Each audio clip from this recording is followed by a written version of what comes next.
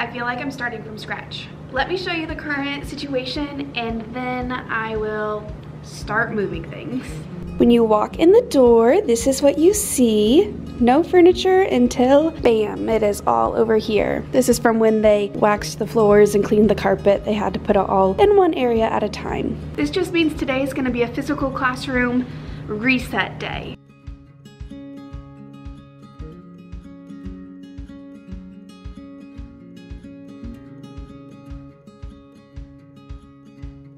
These are back where they need to be, but this big desk goes right next to it in this space, but I can't move that on my own without scratching this beautiful, freshly waxed tile. So I've got to wait for that. But this is done for now. These are back where they need to be. This is like materials for each of the tables and then some of their cubbies. So I absolutely just realized I've not been listening to Speak Now Taylor's version for the entire 20 minutes that I've been in here, which is making me question every life decision I've ever made. So I'm gonna turn that on now. Unfortunately, you will not be able to hear it, but you can turn it on your own phone or computer and we can have a listening party together. So let's do that now.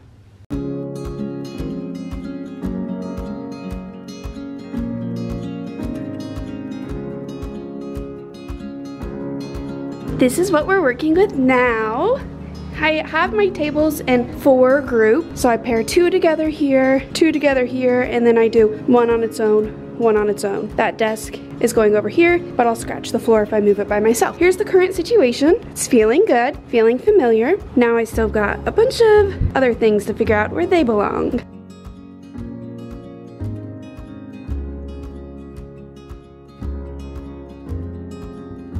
If I thought I walked in here to a blank slate, I have made it more of a blank slate. Let me show you what this whole section looks like now.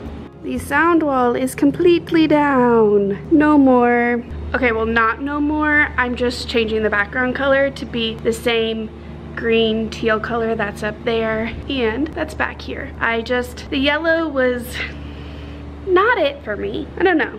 I just want to change, but I also want to make it longer on the wall. So like start it maybe here and go all the way to the wall. Or to the closet door. I feel like that's gonna make my room feel bigger. I think the size of this made my room feel smaller. That's what we're working with. Let me show you how big this wall is, but it didn't feel that way with the size of the yellow paper. I don't know if other people will understand that in the way I do, but it makes sense in my head. Like, this wall is so big, but the sound wall probably was only like in between my fingers there. Let's see if it will focus on my fingers. Like it was only probably from there to there. When I think if I have paper going down the whole length of the wall, when you walk in the room, I think your eyes will just go all the way back rather than it being choppy. We're gonna try it out and I'll see if I like it or not. I'm not setting the new sound wall up today though. That'll be a project for a different day.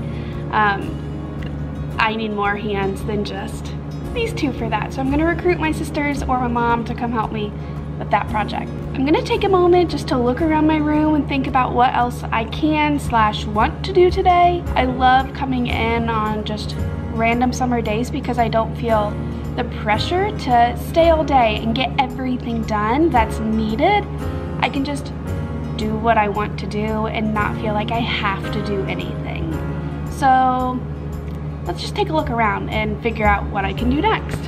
When I look in that corner, nothing really rings a bell that I could do. I could take down that yellow paper since I'm changing everything to the greenish blue color, but I don't want to do that. That'll be an easy job for another day. Nothing there. I can't move this desk to over there yet, so that has to wait. I could put these black boxes are their book bins.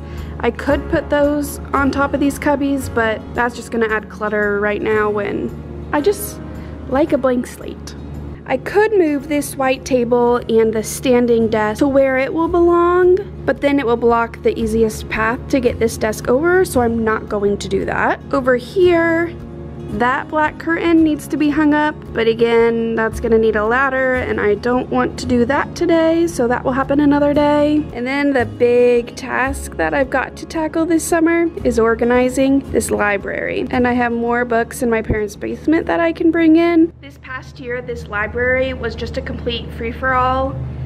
Not a free-for-all in the sense that the kids just tore through books. They respected the books, but it wasn't organized by topic or genre. I also hope to put a system in place for the kids to put the books back where they belong. So if you have any advice for that, comment it below. What library system works for you? We're talking about first graders, and they're very capable. I fully believe first graders are capable of being organized because I've seen it myself. I know stickers work well at like putting like the clip art on a sticker that's on the basket. So I might do that, but if you have a different way to organize, let me know. I will take any advice for this because it's just a lot. And I'm sure there are projects in your classroom that just feel like a lot to you too. Comment ideas for library organization below. This is what we're working with. They're just all in bins like this. And I have more books in my parents' basement that I'm going to bring to school, but I just haven't. And I have more books at home. So that's what we're working with. I've got like leveled readers over here, but they started the year organized by level and they're not anymore. Then it works its way to chapter books. These are books that it started the year, these were books that I just wanted to have as read aloud books to the students, and I didn't want to have on the shelves for them to just read whenever, but now it's jumbled up and I have to organize that too. So we'll see what system I do here.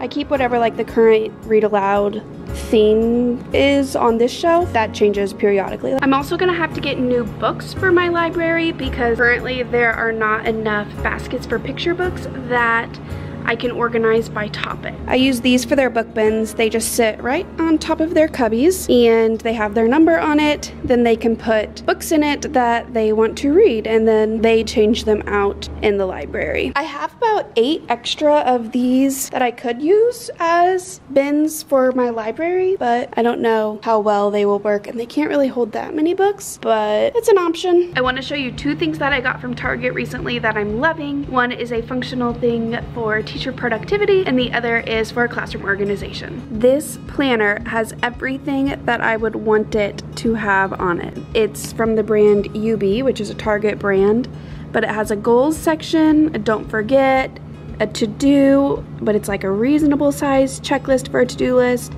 notes and doodles, and then that says for tomorrow, which I'll typically like, but for now it doesn't make sense. So this notepad is something I am very excited about, and there are so many pages. Like, this is just my perfect organizational notepad. And then the second thing are these pencil baskets that have lids on them. Of course I've seen these before, but not with the lids. And well, with one hand this is awkward, but I just love this. My camera died, so just charged it, and I cleaned the top of my cubbies as it was charging. I can't decide where to put this shelf. So this shelf typically has my turn-in trays on top of it, and last year it kind of like floated a little bit out, and I liked this location of my classroom for it, but I can't decide where to put it. I don't think I want it floating this year, and I don't like it right there because I'm probably going to need to use that cubby and that cubby, like the hooks at the end. So this isn't the ideal location. Don't know where I'm gonna put that, and I also don't know where I'm gonna put this thing. This is really fun, and I like for it to jut out, but I don't know if I'll be able to have it do that because just space and flow of traffic are really important, but it's hard to figure out the best way to do things, or the best layout, I should say. I just had some kind of miscellaneous thing on the other side of it, but the kids like to use it as like a market or a restaurant or things like that